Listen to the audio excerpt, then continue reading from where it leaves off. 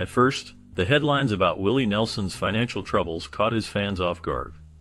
Years back, not only did his career soar with chart-topping songs, but his personal life spun wildly, tangled in lawsuits that drained his bank accounts almost overnight, and left him fighting through some of the toughest years he ever faced. Around the same time, his relationships took a beating, his marriages came and went, each one ending in turmoil. Even the IRS came after him, forcing him to sell off his prized possessions just to make ends meet. People who admired his music were shocked to see him auctioning off treasured guitars and memorabilia that once filled his ranch. Meanwhile, as debts piled up, friends and fellow musicians tried to lend a hand, but Willie faced the brunt of the mess himself, fighting both in courtrooms and on stage just to stay afloat. Despite the stack of problems, he pushed on, playing shows to repay what he owed, traveling the country in a battered tour bus when everything else was gone. Money slipped through his fingers faster than he could earn it, and each new lawsuit meant another setback. All through this, rumors swirled about what had happened, a once bright future suddenly falling apart, while he tried to pick up the pieces one day at a time. After years of building his music career and cultivating his own unique style, Willie Nelson's relationship with marijuana became a defining aspect of his public persona and personal life. In 1974, a significant turning point unfolded when Nelson experienced his first known arrest for marijuana possession in Dallas, Texas. This incident set the stage for a pattern of legal challenges that would follow him throughout much of his career. The Dallas arrest not only marked the beginning of his documented encounters with law enforcement over drug-related issues, but it also shaped people's perceptions of him as an iconoclast and someone unafraid to break with social norms. Over the years, Nelson faced several similar legal problems tied to his ongoing use of marijuana, creating a narrative that became almost as well known as his music. Despite these run-ins, his legal struggles were often intertwined with the broader cultural shifts around marijuana, adding another layer to his already complicated legacy. Fans, critics, and observers watched as Nelson's arrests and legal battles often made headlines. But the Dallas incident in 1974 remains the root of this ongoing chapter in his life, illustrating the long-standing tensions between personal freedom, the law, and changing cultural attitudes toward marijuana. After finishing a tour with fellow musician Hank Cochran in 1977, Willie Nelson ran into trouble while passing through the Bahamas. During his travel, authorities discovered marijuana inside his luggage, which led to his arrest in a foreign country. The situation brought immediate legal complications, and Nelson had to navigate the local law enforcement's procedures, marking this as an early example of his well-documented battles involving the substance. The incident became a story recounted among fans, emblematic of Nelson's relationship with marijuana that ran through his public life and work. Many years later, in 1994, Nelson's connection with marijuana surfaced again, this time in his home state of Texas. While driving near Waco, a Texas highway patrolman pulled him over for a traffic-related stop and ended up discovering marijuana in his vehicle. As a result, Nelson found himself facing a court appearance, a requirement that forced him to miss the Grammy Awards that year, a significant blow for a musician of his stature, especially as the event serves as one of the biggest gatherings in the music world. These incidents, while legal problems, fed into the larger-than-life image Nelson carried, intertwining with both his music career and broader cultural reputation. He became viewed by some as a symbol of rebellion, his run-ins with law enforcement becoming part of his public story. Each arrest signaled a moment when Nelson's choices off stage drew as much attention as his music, shaping the perception of his lifestyle for fans and critics alike. After years of fame and a life deeply connected to music, one event in 2006 put a different kind of spotlight on Willie Nelson. During a stop in St. Martin Parish, Louisiana, authorities arrested him along with his manager and his sister Bobby. The reason behind this arrest became widely discussed as police found both marijuana and hallucinogenic mushrooms in their vehicle. The story quickly spread, gaining interest because of Willie Nelson's status as a beloved country musician with a reputation tied to his lifestyle and music. The legal outcome was a 6-month probation sentence, a development that generated various reactions among public figures and fans. For some, the incident reinforced a certain image of Nelson, a person unafraid to live openly and honestly, even when it led to consequences. This period showed the pressures and risks that come with being under constant public scrutiny, especially for artists known not just for their music, but also for their individuality. Willie, his sister Bobby, and their manager dealt with the aftermath while continuing with their musical careers, never denying what happened. The arrest stood as a moment that blended family, personal choices, and the law, highlighting the complex relationship between celebrity, personal freedom, and society's rules. Nevertheless, the story of Willie Nelson takes a dramatic turn in two periods of his life shaped by legal and financial troubles. In 2010, Nelson was traveling through Sierra Blanca, Texas, when his tour bus was stopped by border police. Inside, law enforcement discovered 6 ounces of marijuana, an amount large enough to draw attention, and serious charges. Willie Nelson, long known for his advocacy of cannabis and his laid-back persona, was arrested and faced the legal system head-on in a case that became widely covered by the media. He was released on a Title 500 bail, but the arrest brought complications to his tour schedule and opened another chapter of navigating court proceedings. This episode echoed the public's fascination with Nelson's rebellious spirit, but it was not his first time facing major adversity. Back in 1990, he encountered a staggering financial crisis when the Internal Revenue Service seized most of his financial assets. The IRS alleged that Nelson owed a debt of $32 million, a sum attributed to poor investment decisions and mishandling by financial advisors. This debt did not simply strip him of his money, it put at risk his home, his beloved instruments, and much of his personal property. To handle the magnitude of the debt, Nelson went so far as to release an album devoted to satisfying the IRS demands, involving his loyal audience in his effort to recover. Through ingenuity and continued public support, he stood in the face of government authority and managed to persevere, slowly regaining stability. The arrest in Sierra Blanca and the overwhelming tax debt show two striking ways that legal and financial systems left their mark on Willie Nelson's life, each episode reinforcing his image as both outlaw and survivor in the American landscape. After years of success, the time came when conversations in Willie Nelson's world turned to serious negotiations with the IRS over millions of dollars he owed. His lawyer stepped in and managed to reduce the original debt to $16 million, providing some relief, but still leaving a sum so large it seemed hard to imagine paying off. Eventually, his lawyer managed to negotiate the debt down even further, this time to $6 million, but Nelson wasn't able to stick to the agreement as planned. Searching for a solution, he came up with something unique and deeply personal. Nelson decided to use his music as a way to help repay what he owed. He released a special double album called The IRS Tapes Who'll Buy My Memories. The idea was clear. Every profit from the sales of this album would go straight toward paying off the IRS, offering fans a chance to help by buying his music. The album didn't just offer songs, it offered a lifeline in his battle with debt, and symbolized how music can serve as more than just entertainment in the face of real-life troubles.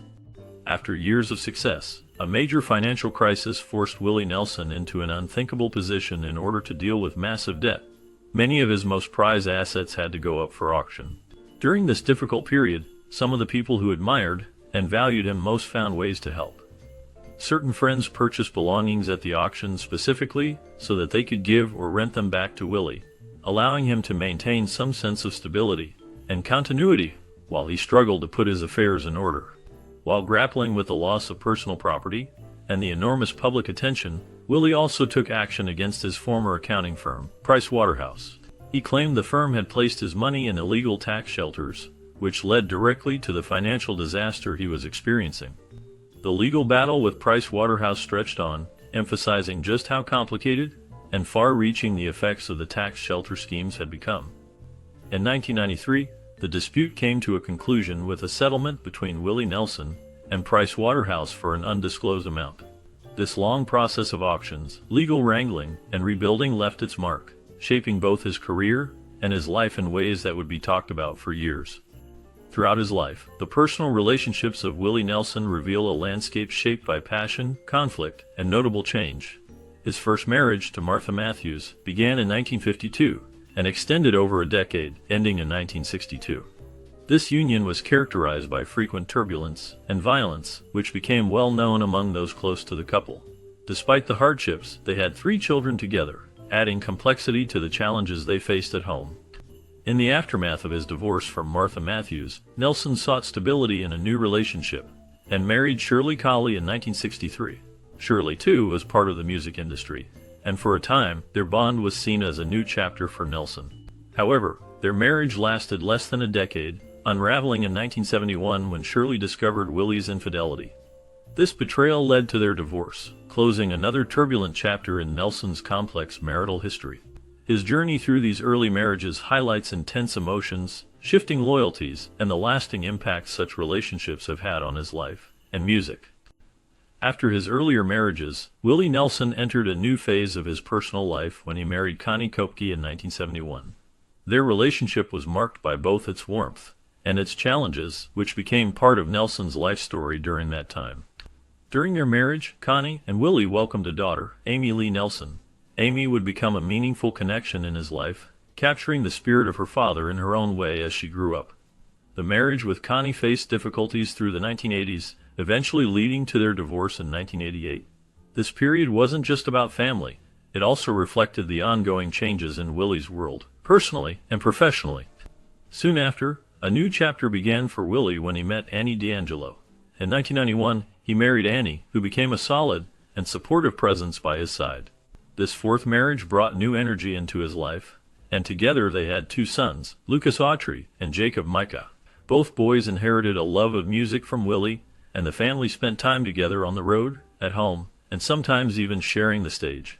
Annie played a vital role in helping Willie manage his busy touring schedule and personal matters, often appearing backstage or traveling with him, maintaining a strong and steady influence. Their marriage has stood through years of highs and lows, weathering the unique pressures of a life lived in the public eye. With Annie, Willie found not only companionship but stability, allowing family life to mesh naturally with his career and passions. Their sons, Lucas and Jacob, grew up with a deep appreciation for music and the unusual rhythms that come with being part of the Nelson family. Each marriage marked a distinct era in Willie Nelson's journey, reflecting the ever-evolving nature of his personal and family life, with each relationship leaving a lasting impression on his story. Over the years, health problems have followed Willie Nelson closely. Despite being active for decades, he has always been honest about the toll that age and life on the road have taken on his body. Many times, he talked about dealing with lung congestion, which made it harder for him to do something as simple as breathe comfortably, especially when performing. Yet his dedication never faded, even when breathing problems and past battles with pneumonia kept coming back. Besides lung trouble, Nelson also struggled with carpal tunnel syndrome, which can bring pain and numbness in the hands and wrists. For anyone, but especially a guitarist and songwriter, this kind of issue threatens what you love most.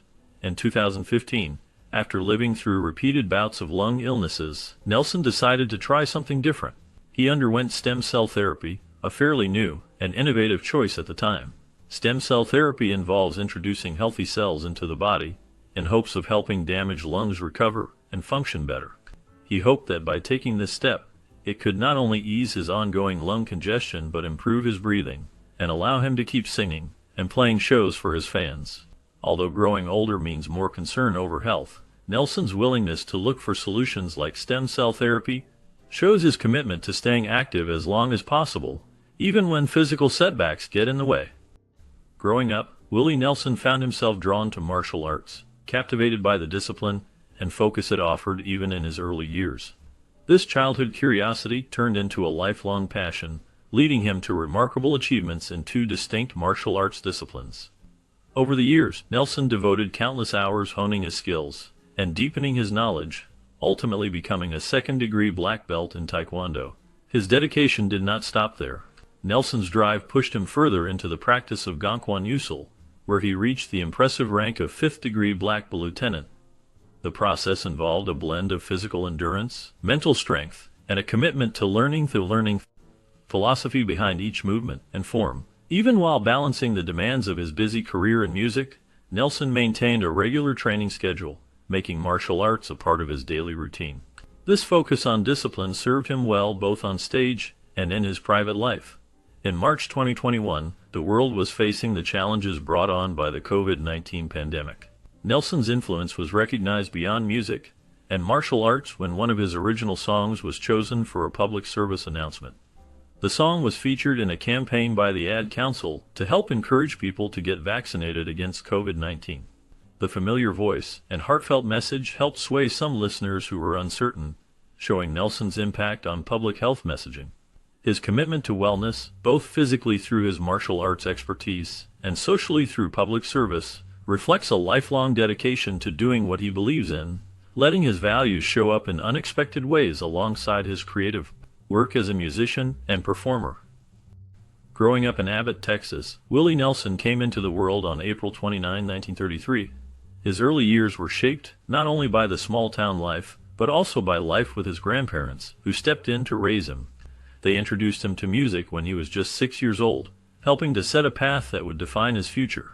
Music was not simply a pastime for Willie, it became a refuge and an outlet for his creativity at a very young age. By 7, the drive to make his own mark led him to write his first song, which demonstrated both curiosity and an instinct for melody well beyond his years. The rural setting of Abbott provided the backdrop for his earliest experiences, where influences of gospel and country music floated in from churches, radios, and community gatherings. By the time he was 9 years old, Nelson was already performing as a guitarist for a local band, showcasing a remarkable maturity and natural talent for performance. He would stand before audiences older and more experienced, yet his playing and singing captivated those who heard him. The guitar became almost an extension of himself, and his inspiration was ignited every day by the music that surrounded him. These early experiences, from the encouragement of his grandparents to the thrill of hearing his own song come to life, shaped Willie into a musician whose journey would continue to inspire for decades. After long days at Abbott High School, Nelson would make his way to nearby dance halls, taverns, and honky-tonks, guitar in hand and determination in his eyes. These places were alive with the dust and smoke of small-town Texas, each night thrumming with the rhythms that fueled his love for country music. Even as a teenager, he was already taking the stage, wowing crowds of all ages with his raw talent and presence, learning from the older musicians who played the same circuit. Sometimes he would be up late playing a set, then go to school the next morning, his mind just as much on the next song as on his school books. By 1955, he was ready for more and began his career in country music. Jobs came and went, some paying the bills, some just letting him stay close to music. Eventually, Nelson found his way behind a microphone as a DJ at a local radio station, where he spun records and introduced songs to listeners who may not have known his name just yet. The studio air was cool, the hours sometimes lonely, but this work gave him an ear for what moved people, setting the stage for everything that would follow. After making his first record in 1956, Willie Nelson's journey began with "No Place for Me," coupled with Leon Payne's "Lumberjack" on the B-side. This debut didn't take off as he hoped, and the single fell flat without commercial success. But his determination didn't waver.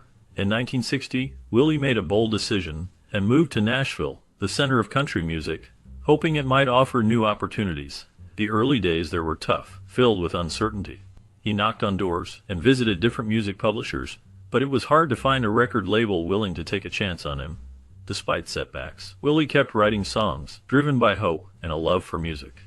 Things began to change in 1961, when he signed with Liberty Records, finally connecting with a label that saw potential in him.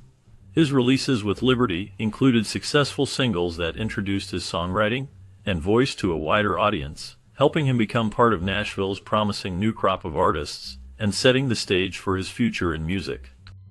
After marrying Shirley Collie in 1963, Willie Nelson found himself moving farther west, trading in the smoky Austin bars for the California sunshine.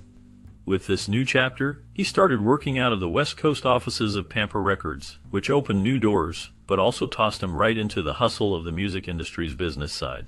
Life in California brought new challenges for Nelson.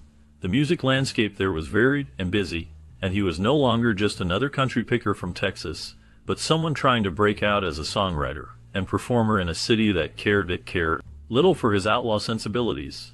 Yet, this didn't slow him down. Nelson's reputation as a songwriter continued to climb. During this stretch, his songs were still being recorded by famous artists back in Nashville, and he was busy forging relationships with important players in the business. It wasn't long before someone took note of his potential.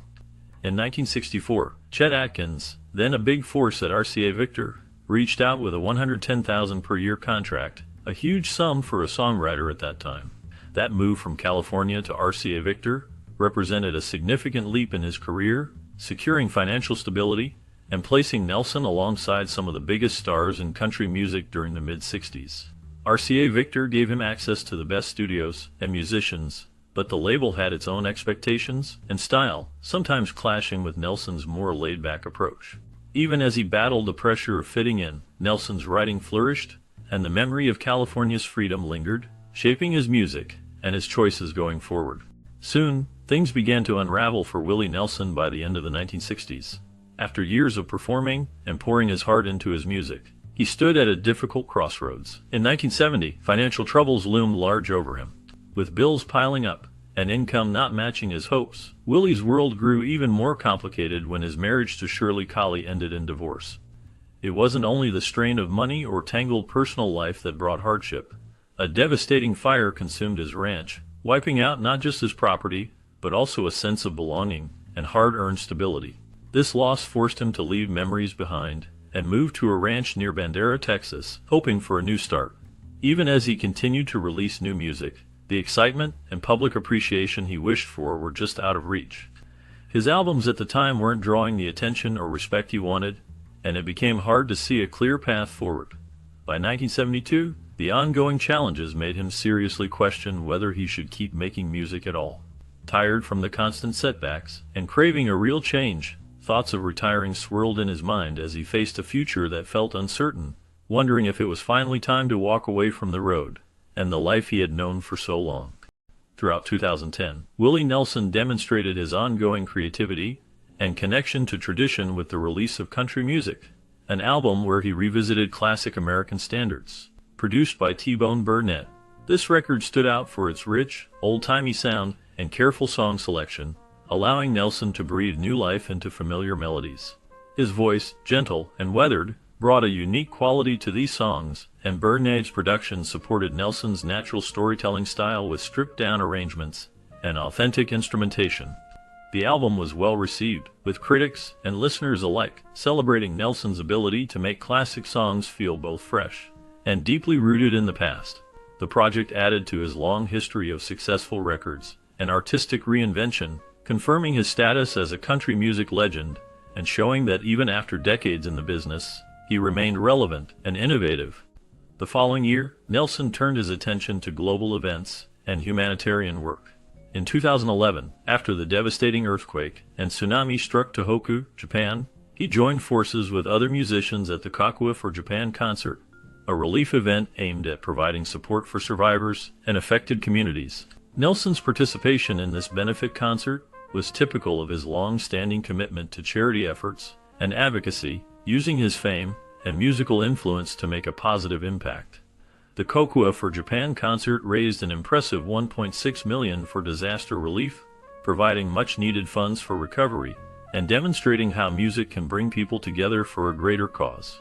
With both the release of a successful album and involvement in meaningful charity work, these years highlighted how Nelson combined his artistic gifts with a deep sense of compassion. After signing a deal with Legacy Recordings in February 2012, Willie Nelson entered a fresh chapter in his long music career. The agreement covered not only his future material, but also allowed for the release of past songs, outtakes, and other special tracks he personally selected. This gave fans access to music that had never been heard before, mixed with Nelson's newest ideas. The first project with the label was the album called Heroes. On this record, he was joined by his sons as well as several well-known musicians, making it an album built around collaboration and family. Heroes was met with both enthusiasm and critical praise, and it quickly climbed onto the Billboard Top Country Albums chart, reaching number 4. The combination of his own voice with those of younger artists and famous friends made the album stand out, bringing together different generations for a unique listening experience. Nelson's partnership with Legacy Recordings gave him a new way to showcase both the newest songs and hidden gems from his long career, and Heroes marked a strong beginning to this new relationship. In 2013, Willie Nelson showcased his musical versatility with the release of To All the Girls, an album that features a series of heartfelt duets with various female artists. This project highlights the unique harmonies and layers that arise from combining Nelson's distinct voice with those of talented female partners. The album resonated strongly with fans and quickly climbed to number 2 on Billboard's Top Country Albums chart, a testament to its popularity and appeal. Following this, in 2014, Nelson released Band of Brothers, which added a new dimension to his already impressive discography. This album marked a significant moment for the artist, as it included several songs that he penned himself, showcasing his songwriting skills and personal reflections. Band of Brothers received acclaim from both fans and critics, successfully topping Billboard's Top Country Albums chart. This marked yet another high point in Nelson's long and storied career, reflecting his enduring presence and influence in the music industry. During June 2015, the partnership between Willie Nelson and Merle Haggard produced an album that drew the attention of country music lovers everywhere. Together, Nelson and Haggard delivered Django and Jimmy, which quickly captured the top spot on Billboard's Top Country Albums chart. Their work on this project blended their individual styles and showed the power of two legends coming together in the studio. The songs carried the familiar roughness, honesty, and warmth both artists were known for, creating a record that sounded like a conversation between old friends reflecting on music, life, and the icons that influenced them. After this success, Nelson returned with a project that held deep personal meaning. In 2017, he released God's Problem Child, an album featuring songs he wrote himself. This album entered the Top Country Albums chart at #1 as well. The new songs reflected Nelson's thoughts about aging, memory, and the changes time brings. Listeners found moments of humor, wisdom, and reflection throughout each track. His voice remained strong, with that signature, laid-back phrasing that had defined his style for decades. The music carried a quiet confidence, colored by the experiences and challenges Nelson had weathered over the years. Both albums revealed how Nelson never stopped creating or connecting with his audience, even as new generations discovered his music.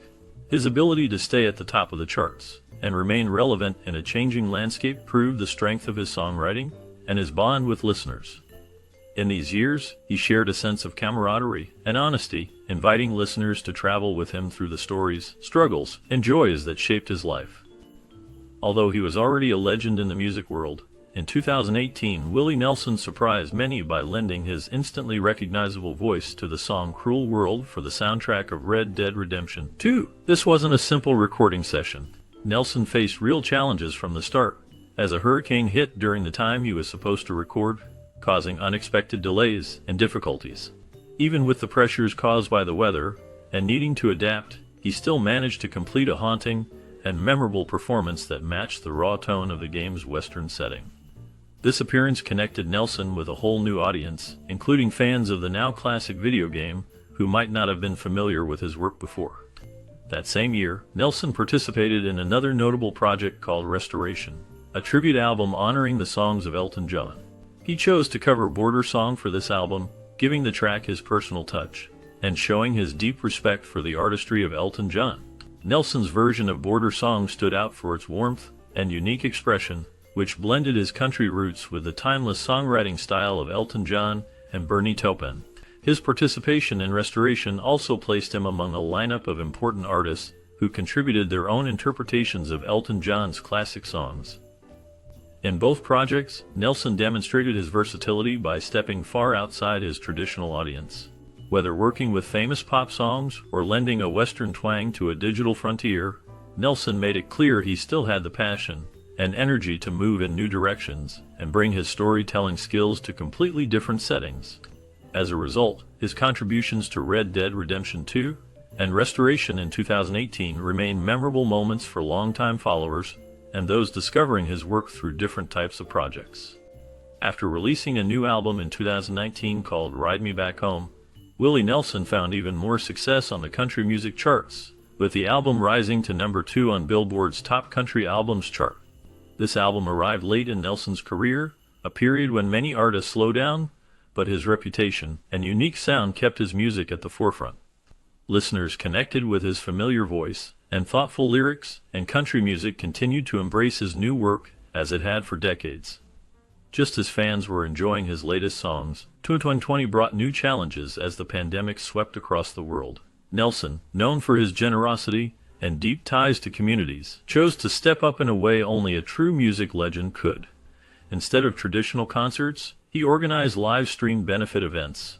These performances gave people a lift during isolation, bringing music and connection straight into living rooms at a time when many felt alone. His efforts were not just about lifting spirits, but also making a real difference for people in need during tough times. The concert succeeded in raising $700,000, which supported individuals and families affected by the pandemic's impact. His steady, soothing voice and heartfelt performances reminded many that support could come in unexpected forms, linking people through music even when they were apart. During the third benefit concert, Willie Nelson showed his ongoing commitment to social causes by hosting an event called Come and Toke It. The purpose of this concert was to raise support for the Last Prisoner Project, an organization focused on helping people who were put in prison for using or possessing cannabis. He wanted to use his influence to help those who found themselves caught up in laws that have since changed in many states. By lending his name to the event and using music to send a message, Nelson created a space where people could both enjoy the concert and think about justice for those harmed by past cannabis laws. Later in 2020, Nelson teamed up with Karen O to record a cover version of Under Pressure. The song, known for being originally performed by David Bowie and Queen, took on a new life through their collaboration. Their voices together offered a unique and heartfelt version that brought attention to the power of working with others, especially during stressful times. Both projects show how Nelson can blend music with activism while reaching across generations and genres. Now looking at the recent period, Willie Nelson brought out 2 albums, one each in 2021 and 2022. The first, called The Willie Nelson Family, continued his tradition of working closely with his loved ones, including family members in the recording. Soon after, A Beautiful Time arrived and stood out, earning Nelson not just strong recognition, but also several Grammy nominations. This period was marked by significant accolades, as he won in 2 Grammy categories, an achievement that underlines his ongoing relevance in music. Even after decades in the business, towards the end of 2022, his career took another interesting turn. Mark Rothbaum, a longtime collaborator, officially announced a major documentary project covering Nelson's life and legacy in 5 parts, titled Willie Nelson and Family. This documentary series was slated to premiere at the 2023 Sundance Film Festival, promising to delve deep into both his personal and professional journey. Such renewed activity in music and film added new chapters to his story, engaging fans old and new who had followed his storied path through American music. Meanwhile, in 2023, Willie Nelson reached a truly remarkable milestone as he celebrated his 90th birthday with 2 unforgettable concerts at the Hollywood Bowl. The historic venue came alive as fans, old friends, and fellow musicians gathered to pay tribute to a man whose music has touched so many for decades. Nelson's signature sound and timeless voice rang out over the crowd, evoking memories and emotions as attendees remembered not only the songs but the stories and life behind them. Throughout the concerts, the stage was shared with an impressive array of performers, many of whom have been inspired by Nelson's long career. The atmosphere was full of warmth, nostalgia, and celebration, as everyone in attendance recognized the depth of Nelson's contribution to American music. Alongside these memorable shows, 2023 also brought Nelson another immense honor, as he was inducted into the Rock and Roll Hall of Fame. This recognition highlighted the broad influence his music has had, stretching beyond country and into the heart of rock and roll. The induction reflected his knack for shaping genres, breaking boundaries, and bringing people together with his words and melodies. Altogether, celebrating 90 years with sold-out concerts and a place among music legends marked an extraordinary moment in Willie Nelson's life and career, leaving fans eagerly reflecting on his legacy and looking forward to the stories and songs yet to come.